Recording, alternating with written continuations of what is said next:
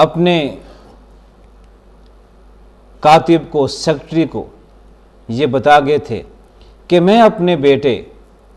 محمد بن اسماعیل کے لیے جو مال چھوڑ کے جا رہا ہوں، اس مال میں ایک درہم بھی ایسا نہیں ہے جو مشکوک ہو۔ حرام کمائی کا ہونا تو بڑی دور کی بات ہے، میں جو مال اپنے بیٹے کے لیے چھوڑ کے جا رہا ہوں، اس مال میں ایک درہم مشکوک بھی نہیں ہے جس کے بارے میں شک کیا جا سکے کہ یہ حلال کا ہے یا حرام کا ہے۔ جب باپ نے اپنی اولاد کے لیے اتنی پاکیزہ اور حلال کمائی چھوڑی تو اس کے اثرات پھر پڑے کہ وہ امام بخاری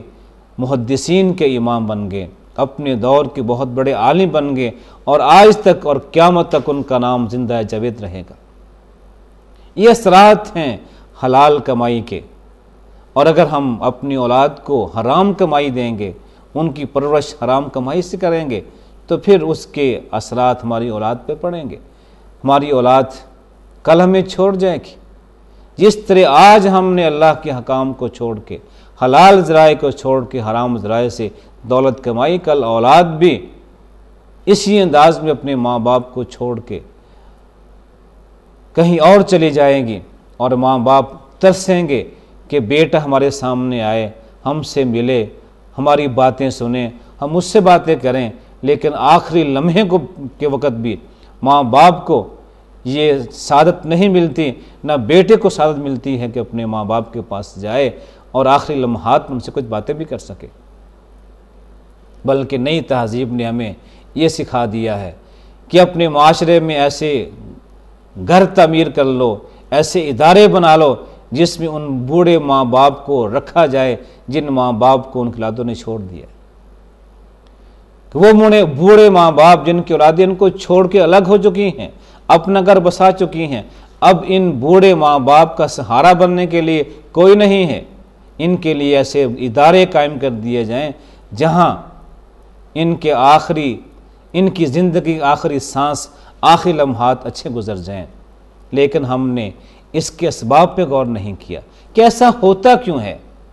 ایسا ہوتا کیوں ہے کہ اولاد اپنے ماں باپ کو چھوڑ جائے، بے سہارا چھوڑ جائے؟ جس ماں باپ نے اپنی اولاد کو جب وہ چلنے پھرنے کے قابل نہیں تھی اسے سنبھالا تھا، آج وہ بوڑھے ہو گئے ہیں، اولاد انہیں کیوں چھوڑ کے گئی؟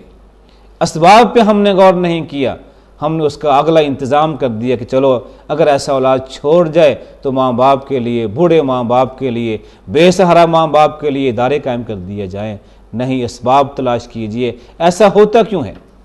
وجہ یہی ہے کہ ہم نے اپنی اولاد کی تربیت حلال کمائی سے نہیں کی ہوتی،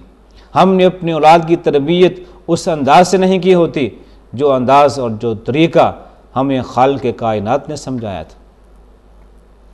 اسی طرح ایک اور چیز جو اولاد کی تربیت پہ، ان کے اخلاق کے اور کردار پہ اثر انداز ہوتی ہے، وہ عدم مساوات۔ جب ماں باپ اپنی اولاد میں مساوات سے، عدل سے کام نہیں لیتے تو پھر اولاد پہ اس کے برے اثرات پڑتے ہیں۔ اولاد جیسی بھی ہماری اولاد ہے، بیٹی ہے یا بیٹا ہے، چھوٹا ہے یا بڑا ہے، جاہل ہے یا عالم ہے،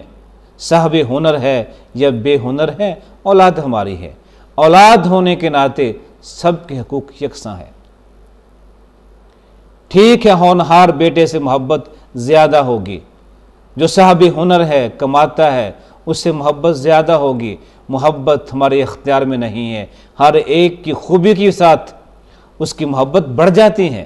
لیکن بحیثیت اولاد کے سب کا مقام یکساں ہے، اور ماں باپ کی ذمہ داری ہے کہ اولاد کے درمیان عدل سے کام لیں، انصاف سے کام لیں۔ کسی اولاد کو دے دیں، کسی کو محروم کر دیں، یہ ناانصافی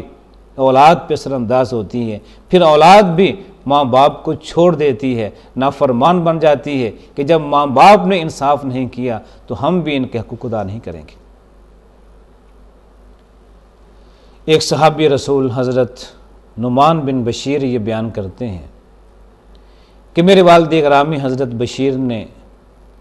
میری ماں کے کہنے پہ مجھے ایک غلام تحفے میں دیا، تو میری والدہ نے تقاضا کیا کہ آپ جب میرے اس بیٹے کو یہ غلام دے رہے ہیں تو آپ اللہ کے رسول کے پاس جائیں، انہیں اس بات پہ گواہ بنا لیں کہ تم نے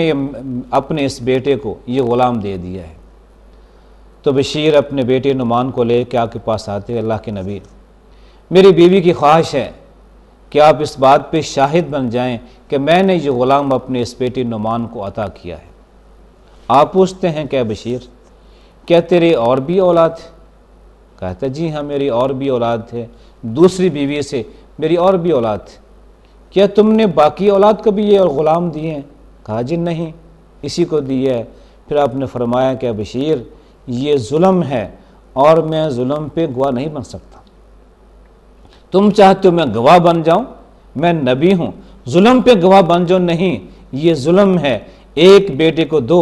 باقیوں کو محروم کر دو، یہ ظلم ہے، ناانصافی ہے، میں اس پہ گواہ نہیں بن سکتا۔ پھر آپ نے سمجھایا کیا بشیر کیا تم پسند کرتے ہو کہ تیری باقی اولاد بھی تو اسے اچھا سلوک کرے، حسن سلوک کے ساتھ پیش آئے؟ کہا کہ جی ہاں میں چاہتا ہوں کہ میری ساری اولاد مجھ سے اچھا سلوک کریں۔ تو فرمایا پھر ایسا نہ کرو، اولاد کے ساتھ انصاف کرو، جو چیز تم نے تحفے میں دینی ہے، ہدیہ کرنی ہے، ہبہ کرنی ہے، سب کو یکساں دو۔ اگر تم نے اولاد میں ناانصافی کی پھر اولاد بھی تیرے ساتھ حسن سلوک میں ناانصافی کرے گی۔ اولاد کی ضروریات ہوتی ہیں، ہر اولاد کی جو ضرورت ہے اسے پورا کیجیے، ضرورت کم بھی ہو سکتی ہے، زائد بھی ہو سکتی ہے، کوئی چھوٹے ہیں، بڑے ہیں، کالج میں پڑھتے ہیں، اسکول میں پڑھتے ہیں، ابھی نہیں پڑھتے ہیں، یہ ان کی ضروریات ہیں، جو بھی کسی کی ضرورت ہے وہ پورا کیجیے، لیکن ضروریات سے ہٹ کے کسی بیٹے کو نوازنا ہے، اسے کو تحفہ دینا ہے، تو اس میں یہ عدل کیجیے کہ جب ضروریات سے ہٹ کے اولاد کو کوئی چیز دینی ہے تو اس میں پھر مساوات ہو، عدل ہو، انصاف ہو، یہ نہیں کہ کسی بیٹے کو ایک مکان دے دیا باقیوں کو محروم کر دیا، نہیں، کسی بیٹے کو گاڑی لے کے دے دی باقیوں کو نہیں لے کے دی، نہیں، اگر اولاد میں یہ چیز کسی ایک کے بیٹے کو بھی اولاد میں سے کسی ایک کو کچھ تحفہ دینا ہے، ہدیہ دینا ہے تو سب کو دیجئے، یا پھر ساری اولاد کو اعتماد میں لے کے کہ اسے اس بات کی ضرورت ہے، تمہارے بڑے بھائی کو اس کی ضرورت ہے، تمہیں ضرورت نہیں ہے، میں اس کو دے رہا ہوں، جب تمہارا وقت آئے گا تمہیں بھی دے دوں گا، باقی اولاد کو اعتماد میں لے کے۔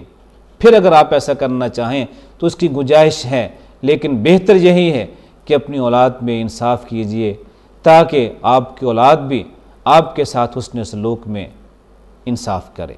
یہ کچھ باتیں تھیں جو اولاد کی تربیت میں اثر انداز ہو سکتی ہیں، انہیں ملحوظ رکھ کے اگر ہم اپنی اولاد کی تربیت کریں گے تو امید ہے کہ اولاد پر اس کے اچھے اثرات ہوں گے۔ لیکن ان ساری باتوں کے ساتھ ساتھ ایک آخری چیز جو ہمیں اختیار کرنی چاہیے وہ دعا ہے۔ یہ سب کچھ ہماری کوشش ہے کہ ہماری اولاد نیک بن جائے، اچھی بن جائے، ہم کوشش کرتے ہیں، تربیت کرتے ہیں، ان کی تعلیم و تربیت کے لیے اچھے سکول کا، اچھے ٹیوٹر کا اہتمام کرتے ہیں، لیکن یہ سب کچھ ہماری کوشش ہے، ہماری کوشش کو اچھے انجام تک پہنچانا، اسے کامیاب کرنا یہ ہمارے اختیار میں نہیں ہے، وہ اس مالک الملک کے اختیار میں ہے، ہماری کوششوں کو ناکام کرے یا کامیاب کرے۔ اس لیے اپنی ساری محنت کے ساتھ ساتھ دعا کرتے رہیے اپنی اولاد کے لیے، ربنا ہب لنا من ازواجنا وذریاتنا قرۃ اعین وجعلنا للمتقین اماما۔ رب ذوالجلال نے قرآن حکیم میں اپنے بندوں کے اوصاف بیان کیے ہیں کہ میرے بندے یہ دعا کیا کرتے ہیں، کیا ہمارے آقا و مالک ہمیں ہماری بیویوں کی طرف سے، ہماری اولاد کی جانب سے آنکھوں کی ٹھنڈک عطا کر، ہماری اولاد کو ایسا بنا دے، ہماری بیویوں کو ایسا بنا دے، ہمارے خاندان کو، اہل و عیال کو ایسا بنا دے کہ اس سے ہماری آنکھوں کو ٹھنڈک حاصل ہو، آنکھوں کو سکون ملے، دلوں کو سکون ملے، ہمیں خوشی مسرت حاصل ہو۔